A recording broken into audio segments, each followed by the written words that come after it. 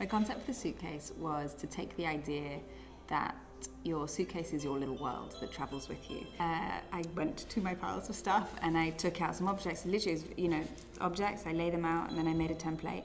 So you open it up and it's like a little cabinets of curiosity with the bits that basically inform my practice. So it's nothing like finished objects.